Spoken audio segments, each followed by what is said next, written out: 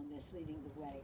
So this is personal, people making decisions, as Reverend Biddle said, making decisions about the climate in their own lives. It's about local, it's about state, it's think local, act globally, because this is what we have to do. Usually we say the reverse, think globally, act local, but one way or another. And one way that we do it locally is with our friends and neighbors, so I'm so happy that Rudy Gonzalez of the San Francisco Building Trades is here. That's a place where we are going to do a lot of good work in this regard. Olga Miranda, congratulations on the contract with the janitor. Such a champion, but again, all of these jobs that we're talking about should be union jobs, including the home health care workers in all of this as well. I'm very happy that Laurie Wayburn from Pacific Forest Trust is here.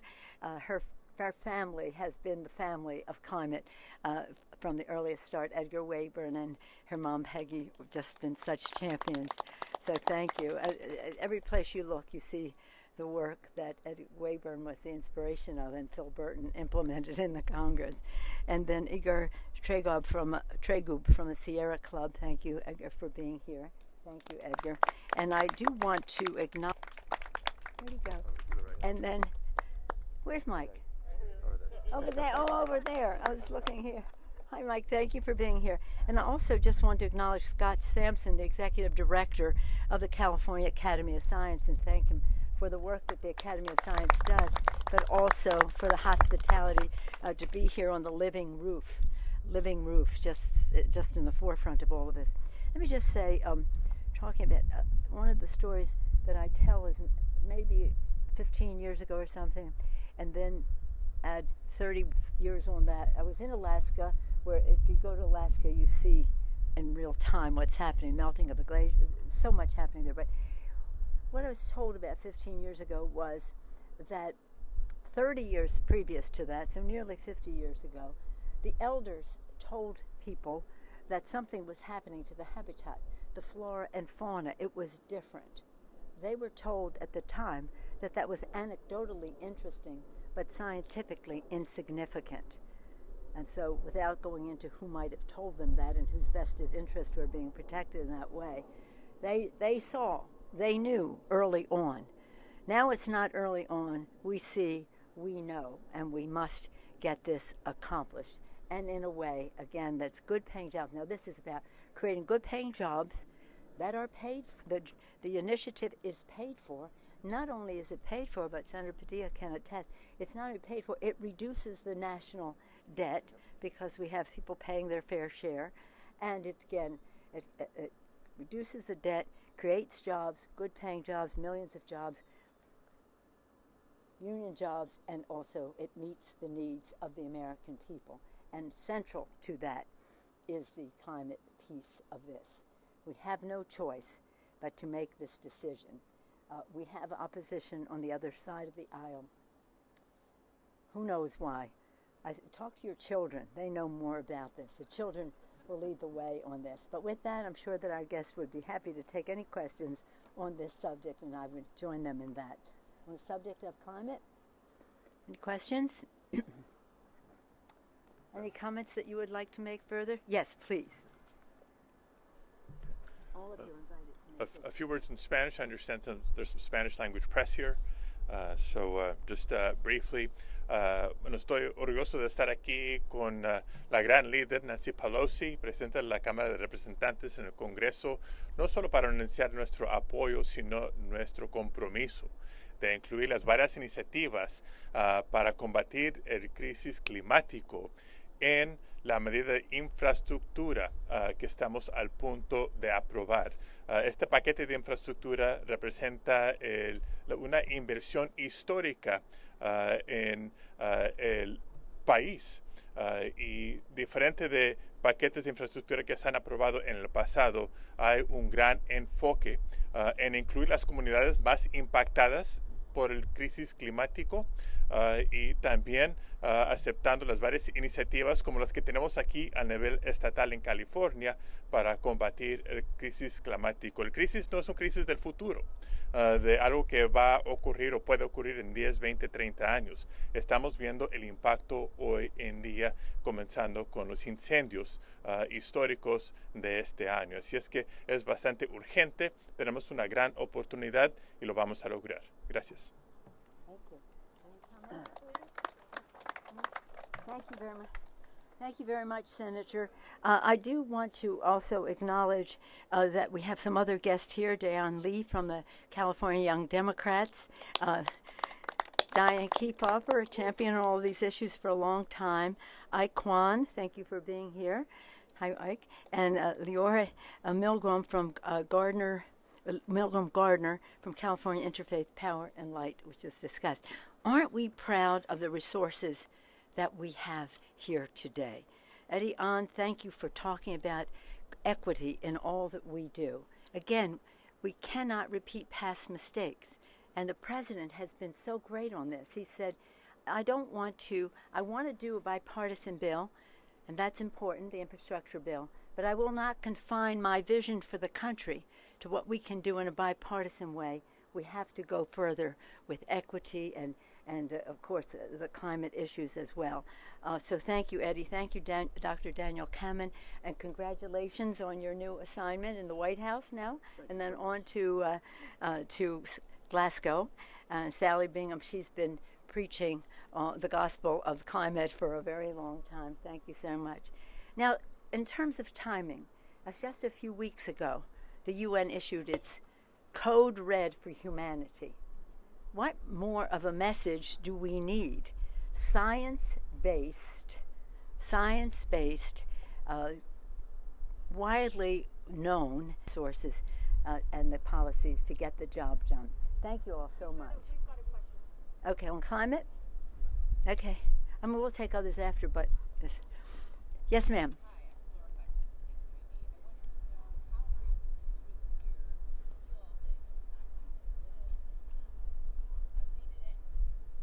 How will our constituents here feel the impact? Now, this is, and I'm going to call on some others to join me, because this is a bill that is not just like legislation, incremental, do the best you can. This is transformative.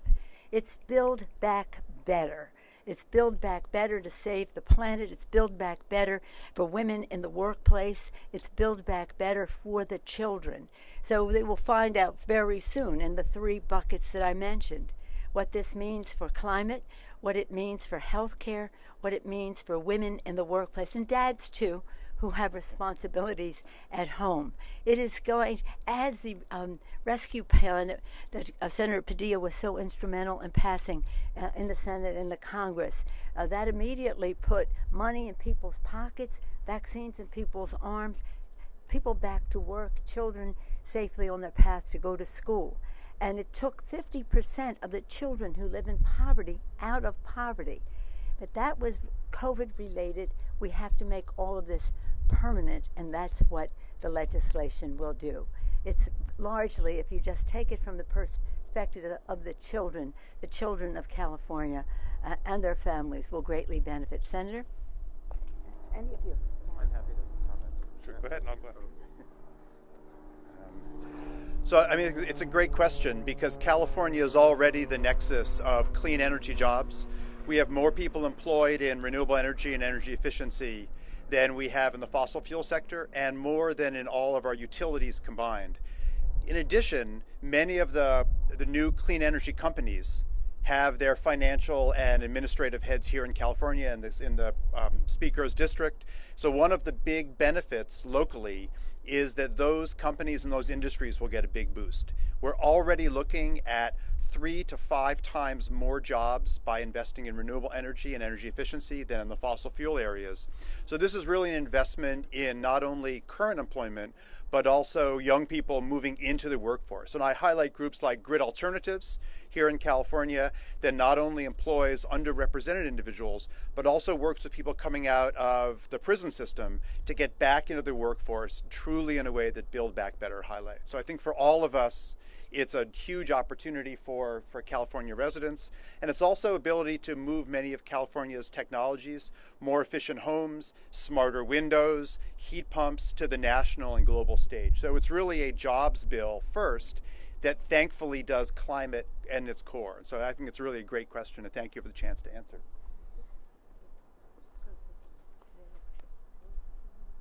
It's such a good question about how will it help the constituents of California. This is just one detail, but if we let it go, we lose the opportunity to get a rebate on an electric car, and that will be installed in Build Back Better, so that those of us who want to get an electric car, there's going to continue to be a benefit for that. Thank you for the question. I'll give just sort of 3 examples and a reminder that it is a 2-bill package that must go together. That's been the understanding from day one. First example, as Speaker Pelosi mentioned, when I was in the State Senate, I served as chair of the Committee on Energy, Utility, and Communications. And I share that because the proposals to shift towards more renewable energy sources, we know it's not just an idea that we think is good and we're crossing our fingers. California has demonstrated it to work. You know, we can keep the power on, we can keep the lights on, and reduce emissions and create good-paying jobs in the process. That's a significant element of this, the climate initiatives in Build Back Better. Example number 2, the electrical grid. You know, whether it's wildfires in California or ice storms in Texas just a few months ago, we know that we need to modernize the electrical grid, not just from a reliability standpoint, not just from a resiliency standpoint, but for purposes of efficiency, reducing emissions and undoing the causes that lead to wildfires and more extreme weather incidents in different parts of the country. The electric vehicle, not just cars that we're talking about, but the underlying infrastructure that supports them, charging stations in residences and commercial locations. You know, that's a lot of good paying jobs to build out that infrastructure as we go through the transition. And the final example I'll give is one that's personal to me. The ability to assist school districts in transitioning out of diesel school buses and into electric school buses and zero emission school buses. Again, proven technology, not a wish. More than 90% of bus fleets in America are school buses. More than 90% of those school buses are diesel. And as someone who used to be a kid riding in one of those school buses once upon a time, I still remember what that diesel exhaust smells like. Our kids deserve better. So the conversion of school buses to zero emission is obviously good for the planet. It's great for public health, and it's better for the child's academic performance because healthier kids learn better. So a lot more initiatives like that in these infrastructure proposals.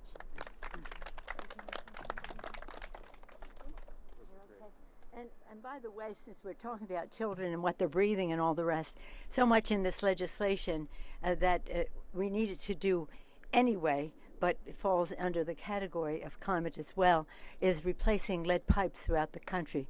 Our children are drinking water that is laden with lead. They're in schools where lead paint is on the walls. It's an immorality, really, in my view, to have had that continued. And this was a real priority for us to make sure that we were improving the atmosphere for the children, whether it was the air they breathe, writ large, or the planet in which they live. Anything? Other questions? Yes. Is there anything as far as a deadline for negotiations on the bill set, Roxy? And then, are any of the climate-specific provisions on the table as far as negotiations? Well, I'm not here to go into the negotiation, but we will have what we need in terms of the climate provisions. we'll bring the bill to the floor when we have the votes to bring the bill to the floor. But we're working constantly, 24/7, wherever we are in D.C. or with His Holiness or here today, to shorten the distance between where we need to be and where we are now. But I feel very confident, as the senator indicated, this will get done because it must get done. And we're having those negotiations. Our chairmen are sharpening their pencils as to how we come down with the number. I wish we could stay at the big number, but we can't. And the chairman of the Energy and Commerce Committee, Frank Pallone, and as you others from here on that committee are working very hard to make sure that whatever clarification is needed in terms of the language in the bill, apart from the money, the language in the bill, that is being done. But thank you for your question, and today is very important for us because you see the local intellectual resources that we have to meet the needs of people, and that's what this is about, to meet people's needs in a way that creates jobs, protects God's gift to us, the planet, reduces the national debt, and does so as soon as possible.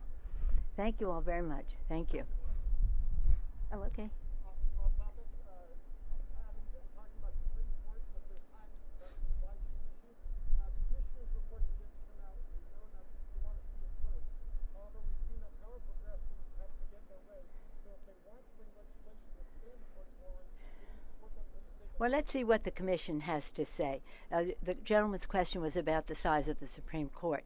The Supreme Court hasn't increased its size since Lincoln's days. We've had 9 members since then, so it's a legitimate discussion to have, and the president appointed a commission to put it forth to discuss that. And then what was the other part? For that specific question? No, you said it was 2 parts. The supply chain. The supply chain, yes, you see the president declared yesterday that the Port of Los Angeles would be 24/7, and our friends in labor in